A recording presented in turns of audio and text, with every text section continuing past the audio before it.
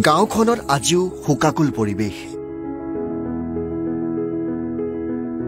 গোটেই জীৱনটো গান গালে জনপ্ৰিয় হ'ল কিন্তু ঘৰখন চলিব পৰাকৈ একোৱেই গোটাব নোৱাৰিলে ৰাজীৱ শদিয়াই ৰাজীৱ শদিয়া আছিল ৰাজীৱ গগৈ কৃষ্ণমণি চুটিয়াই ৰাজীৱ শদিয়া নাম দিছিল সিদিনা ৰাতিপুৱা মোৰ ঘৰত ওলাইছেগে 2011 চনত ঋতুৰাজ বুঢ়াগোহাঁই মানে মোক কৈছে যে ৰাজীৱক মই পঠাই দিছো আৰু সেই ৰাতিপুৱাটোহে মোৰ মনত পৰিছে মানে সদায় আৰু সেইদিনাৰ পৰা হি যিকিদিন মোৰ লগত থাকিলে যিমান কি বছৰ তাক মই প্ৰথম দিনা সুধিছিলো যে কি লিখো হি মোক কৈছে যে মই গগৈ লিখো মোৰ শদিয়াৰ পৰা আহিছো যেতিয়া এটা গগৈ চগৈ বাদ দিয়া আজিৰ পৰা তই ৰাজীৱ শদিয়া আজিৰ পৰা পৰিবাৰক চাকৰি এটা দিয়ক 7 বছৰীয়া সন্তান সহ পৰিয়ালটো কেনেকৈ চলিব অসমৰ মুখ্যমন্ত্ৰী বৰ্তমান খুব এই ক্ষেত্ৰত খুব সজাগ আৰু সচেতন অসমৰ শিল্পীসকলক লৈ অসমৰ কলা কৌশলীসকলক লৈ বহুত তেওঁ অধ্যয়ন আছে গতিকে মই আশা কৰোঁ যে অসমৰ মুখ্যমন্ত্ৰী মহোদয়ে এই ক্ষেত্ৰত এটা সঠিক সিদ্ধান্ত ল'ব আৰু তেওঁৰ পৰিবাৰে এটা চৰকাৰী মানে সংস্থাপনৰ খুব প্ৰয়োজন মই আজি আহি অনুভৱ কৰিলোঁ সি ইমান বছৰ গীত গালে কিন্তু কোনোদিন সি চাগে কোনোদিন বাণিজ্যিক হ'বলৈ নিশিকিলে আৰু যোনে যে মন যায় বহুত মানুহে হয়তো তাক ব্যৱহাৰো কৰিলে মোৰ এনেকুৱা এটা অনুভৱ হয় ইতিমধ্যে বিভিন্ন পক্ষক আহ্বান জনোৱা হৈছে দুৰ্ভগীয়া পৰিয়ালটোক সহায় কৰিবলৈ NB নিউজৰ ফালৰ পৰা প্ৰাৰম্ভিকভাৱে 1 লাখ টকা ইতিমধ্যে প্ৰদান কৰা হৈছে আৰু NB নিউজৰ পদক্ষেপ ভাল আৰু সকলোৱে মানুহক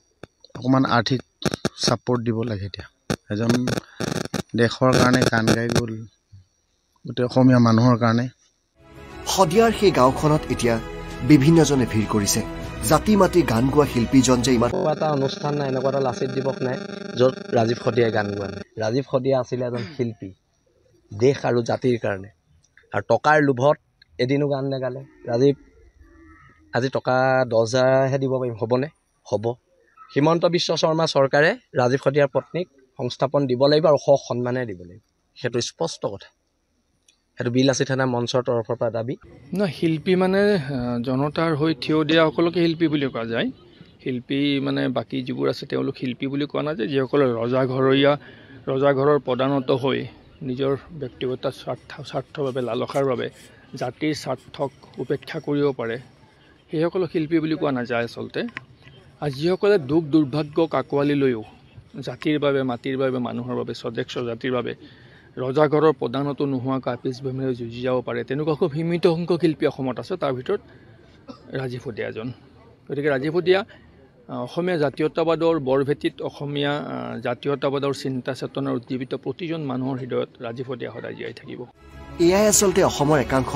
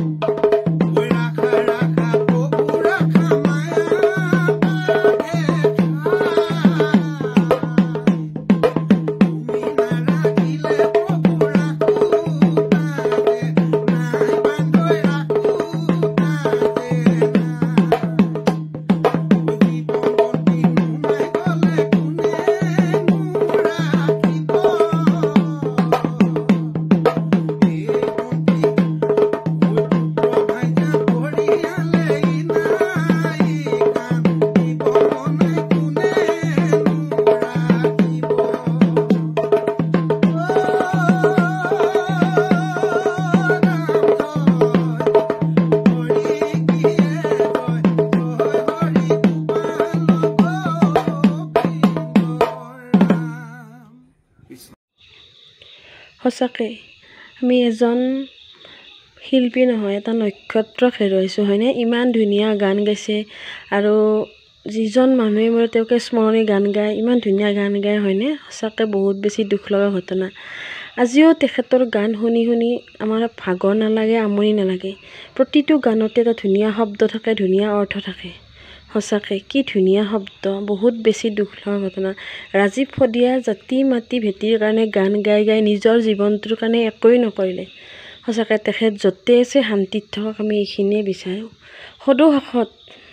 তেখেতৰ আত্মা যাতে চিৰ শান্তি পায় তাকে বিচাৰিছোঁ আৰু তেখেত নোহোৱাকৈ যাতে পৰিয়ালটো আগুৱাই যাব পাৰে তাকে আমি বিচাৰিছোঁ ভগৱানৰ ওচৰত প্ৰাৰ্থনা কৰিছোঁ ঠিক আছে মোৰ ক'ব লগাখিনি ইমানেই আপোনালোকৰ কিবা ক'ব লগা থাকিলে কমেণ্ট বক্সত কমেণ্ট এটা কৰিবলৈ নাপাহৰিব আৰু ভিডিঅ'টো যিমান পাৰে সিমান শ্বেয়াৰ কৰি দিব জয় আই অসম